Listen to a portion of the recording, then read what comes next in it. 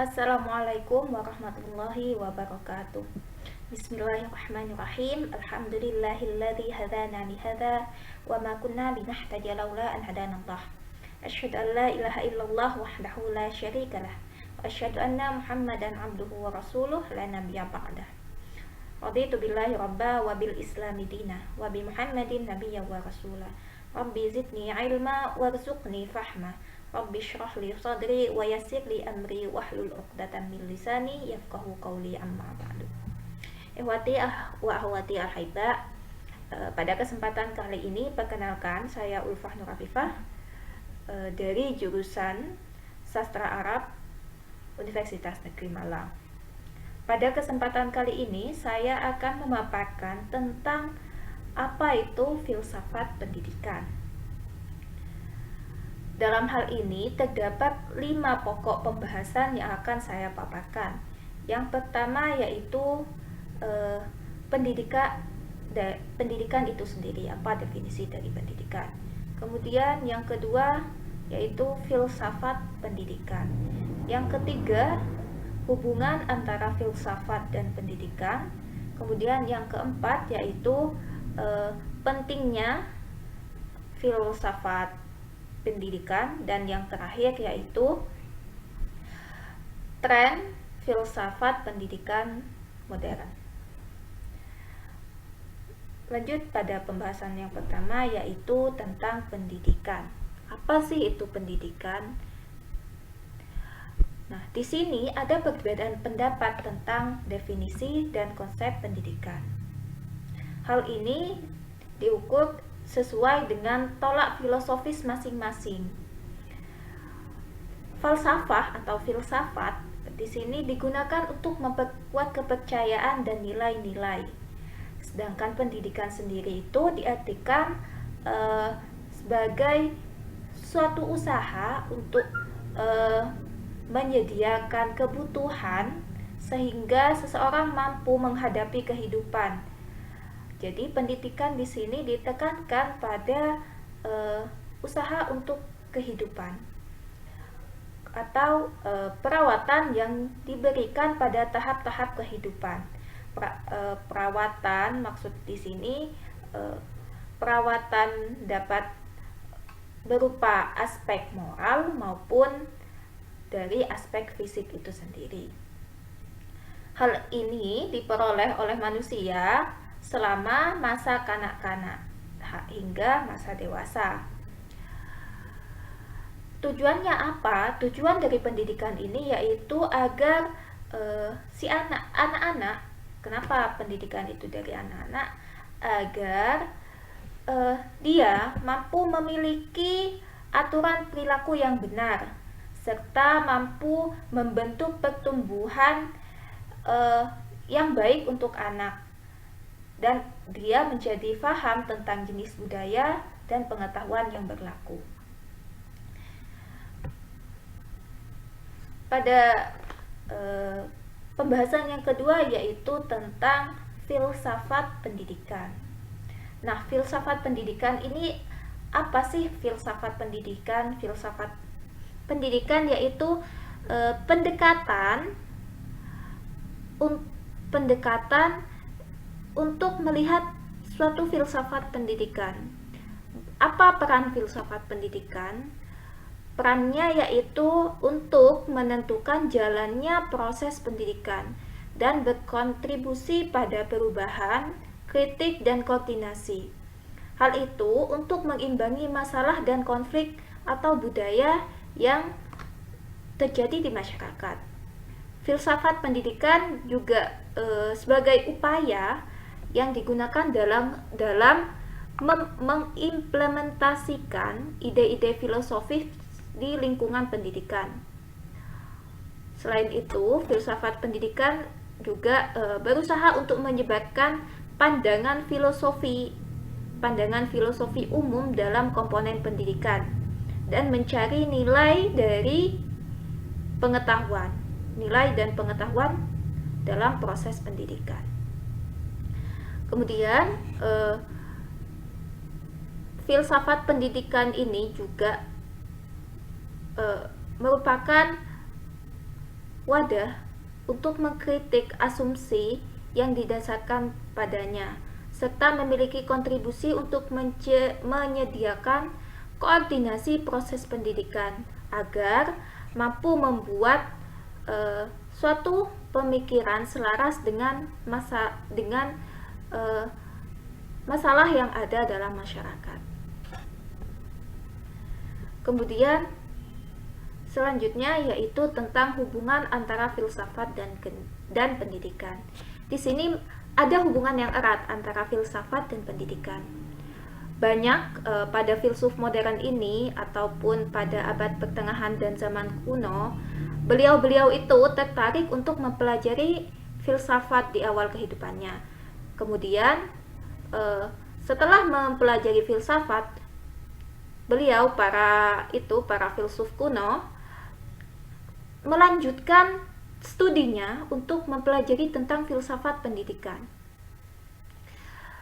Seperti seorang filsuf yang sering kita dengar namanya, yaitu Socrates. Nah, beliau mengatakan bahwa pendidikan dan filsafat merupakan dua aspek yang berbeda satu sama lain untuk satu topik. Salah satunya merupakan filsafat hidup, sedangkan yang lain menjelaskan metode penerapan filsafat dalam urusan dan kondisi kehidupan. Filsafat adalah upaya menjelaskan masalah teoritis dan intelektual, sedangkan pendidikan merupakan lingkungan ilmiah yang menerjemahkan masalah menjadi beberapa keterampilan atau kebiasaan. Jadi, filsafat tanpa bergantung pada pendidikan menjadi satu hal yang kaku. Sedangkan pendidikan sendiri tidak bisa meninggalkan filsafat karena kebutuhannya untuk membangun pandangan yang komprehensif dan lengkap tentang tujuan masyarakat dan kehidupan manusia. Untuk menyusun suatu masalah pendidikan berdasarkan penggunaannya, maka dibutuhkan filsafat. Jadi, poin-poin penting dari hubungan antara filsafat dan pendidikan yaitu yang pertama, membantu memahami jenis aktivitas manusia dan proses pendidikan itu. Kemudian yang kedua, hubungannya yaitu meningkatkan pemahaman dan kesadaran terhadap hubungan antara bidang kehidupan dan pendidikan. Dan yang terakhir yaitu filsafat pendidikan bergantung pada beberapa asumsi utama dan memberikan kontribusi untuk mencapai organisasi pemikiran pendidikan. Pembahasan yang keempat yaitu tentang pentingnya filosofi pendidikan atau pentingnya filsafat pendidikan. Apa sih pentingnya filsafat pendidikan? Yang pertama yaitu di sini ada landasan. Nah, filsafat pendidikan merupakan landasan utama yang menjadi sandaran suatu pendidikan karena filsafat ini memiliki kontribusi untuk mengidentifikasi alat, metode, dan sarana pendidikan. Artinya, filsafat ini memberikan kontribusi untuk menentukan suatu kebijakan dalam pendidikan, kemudian bagaimana membangun sistem pendidikan, metode pengajaran, komponen dan tujuan kurikulum, serta prinsip evaluasi dan prinsip penyelenggaraan administrasi dalam pendidikan. Kemudian yang kedua yaitu memperjelas. Filosofi pendidikan membantu memperjelas sifat kegiatan pendidikan dan mengubahnya dari kegiatan yang tidak teratur atau acak menjadi fungsi yang jelas, sehingga filsafat pendidikan itu berjalan dengan lancar, sehingga proses pendidikan itu dapat berjalan dengan lancar. Kemudian yang ketiga yaitu kesesuaian. Nah, di sini berhubungan dengan filsafat pedagogis. Filsafat pedagogis mendukung kesesuaian antara lingkungan dan individu. Hal ini meningkatkan respon aplikasi pendidikan terhadap kondisi lingkungan dan memberikan bantuan itu kepada individu untuk mengubah lingkungannya. Jadi dengan adanya filsafat pendidikan ini, seseorang mampu mengubah lingkungannya. Kemudian yang keempat yaitu kesadaran. Filsafat memiliki kontribusi pada kesadaran akan pekerjaan, khususnya dalam proses pendidikan dan hubungan antara kehidupan dan kegiatan pendidikan. Kemudian yang terakhir yaitu bertanya dan paham. Jadi filsafat pendidikan ini meningkatkan kemampuan untuk bertanya dan mempersiapkan pertanyaan-pertanyaan yang berkaitan dengan pendidikan. Kemudian mendukung pelaksanaan dan penelitian dan membangun metode intelektual modern untuk mendukung pertumbuhan dari pendidikan itu sendiri. Serta dengan adanya filsafat ini mampu menghilangkan kontradiksi antara sisi praktis dan sisi dalam bidang pendidikan. Jadi dengan adanya filsafat pendidikan, seseorang itu bisa memunculkan pertanyaan-pertanyaan sehingga hal tersebut mampu bermanfaat dalam hal pendidikan, dalam pelaksanaan penelitian, kemudian metode intelektual lainnya. Artinya dengan adanya filsafat pendidikan ini, orang itu bisa menjadi kritis dan paham. Ya, artinya dengan adanya filsafat pendidikan ini mampu membantu para guru untuk memahami bagaimana sih konsep pendidikan. Jadi kemudian bagaimana membangun ide dalam program pendidikan yang komprehensif dan bagaimana mendukung partisipasi dalam kritik dan dialog dalam proses pendidikan itu sendiri. Jadi filsafat ini sangat penting dalam pendidikan, baik bagi guru maupun untuk siswa. Bagi guru, filsafat pendidikan membantu dalam proses perencanaan pendidikan, metode yang akan digunakan, kemudian sistem dalam pendidikan tersebut, kemudian penyusunan kurikulum maupun dari administrasi dan evaluasi. Sedangkan bagi siswa, filsafat ini juga penting. Kenapa? Karena dengan adanya filsafat pendidikan mampu menjadikan siswa memunculkan pertanyaan-pertanyaan dalam diri siswa, sehingga siswa memiliki rasa keingintahuan yang tinggi, menjadikan siswa yang kritis dan aktif dalam kegiatan pendidikan. Dan yang terakhir yaitu tentang tren filsafat pendidikan modern. Nah, tren filsafat pendidikan modern di sini ada 3. Yang pertama yaitu tren alamiah, kemudian yang kedua tren pragmatis, dan yang ketiga tren formatif. Apa sih tren alamiah? Tren alamiah ini adalah tren filosofis atau yang dimiliki oleh filsuf dan pemikir seperti Rousseau. Rousseau itu merupakan salah satu filsuf, tapi asal mula tren ini kembali kepada filsafat Islam, khususnya seperti filsuf Ibnu Tufail dan Ibnu Sina. Dua filsuf ini, baik Ibnu Tufail dan Ibnu Sina, beliau merupakan filsuf, tokoh filsuf yang sangat terkenal di dunia Islam. Studi beliau ini memiliki berkontribusi pada kemunculan yang jelas dan dari ciri-ciri dan kecenderungan alamiah. Dan secara umum, kecenderungan alam terangkum dalam filosofi pendidikan yang menyadari bahwa anak-anak memiliki keterampilan intelektual sejak mereka lahir. Artinya sejak mereka lahir, seorang anak sejak mereka lahir sudah memiliki keterampilan intelektual, dan mungkin membuatnya jauh dari masyarakat, tetapi membuat mereka mencapai pertumbuhan secara alami tanpa pengaruh masyarakat, sehingga harus dihormati. Kemampuan dan peran masyarakat adalah memberikan dukungan.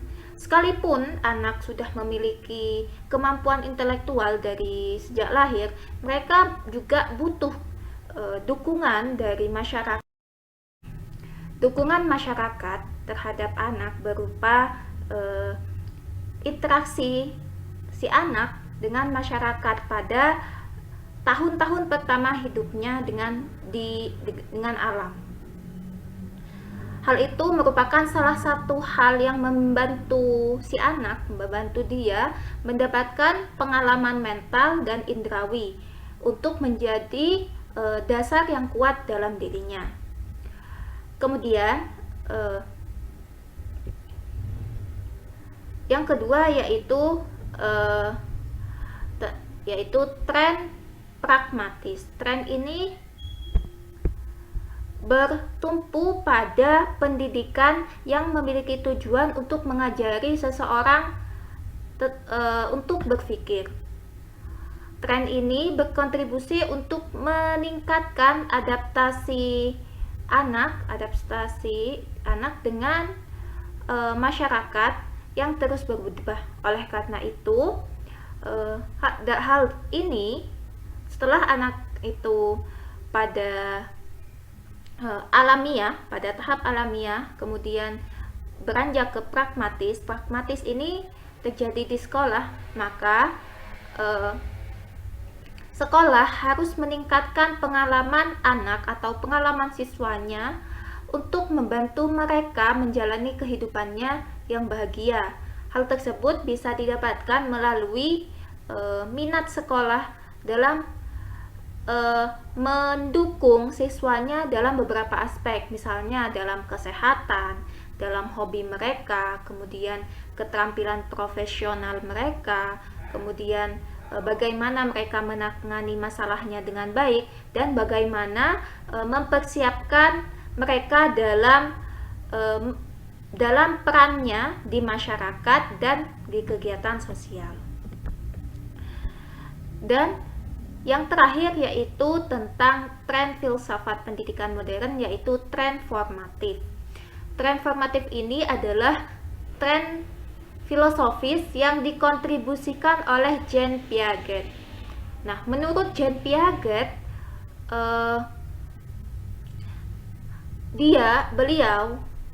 filsuf ini, Jean Piaget ini tertarik mempelajari dan menganalisis bagaimana konstruksi mental yang dinamis. Artinya dalam kasus ini, menurut Piaget, seorang anak itu tumbuh melalui serangkaian tahapan waktu, dan Piaget ini mengandalkan studi filosofis ini untuk mengidentifikasi logika dan hakikat pengetahuan pada anak, dan di mana anak tersebut mampu sampai pada kecerdasan atau suatu pengetahuan, atau memiliki suatu pengetahuan.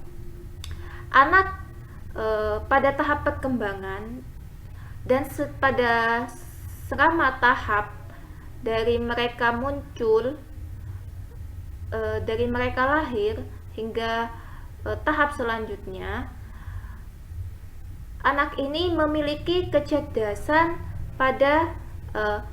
artinya kecerdasan anak ini bergantung pada konstruksi biologis atau internal sebelumnya. Jadi sejauh apa kecerdasan anak ini itu tergantung pada tahapan-tahapan selanjutnya, baik pada tahapan di alamiahnya dari sejak lahir maupun pada tahapan pragmatisnya.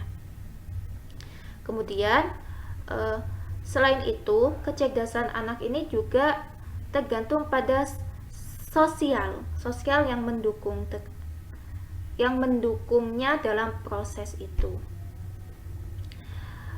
Dan pengetahuan anak adalah sebuah hasil dari adanya perkembangan berkelanjutan, dan hal ini bergantung pada bagaimana partisipasi dan interaksi anak tersebut dengan lingkungannya.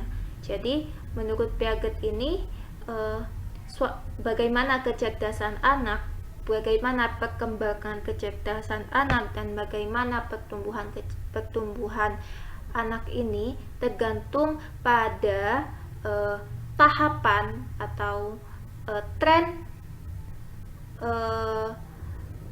filsafat pada tahapan sebelumnya, yaitu pada tahapan alamiah maupun pada pragmatis. Dari filsafat pendidikan, hanya itu yang dapat saya paparkan. Kurang lebihnya saya mohon maaf apabila ada kesalahan. Demikian saya cukupkan. Terima kasih atas perhatiannya. Wassalamualaikum warahmatullahi wabarakatuh.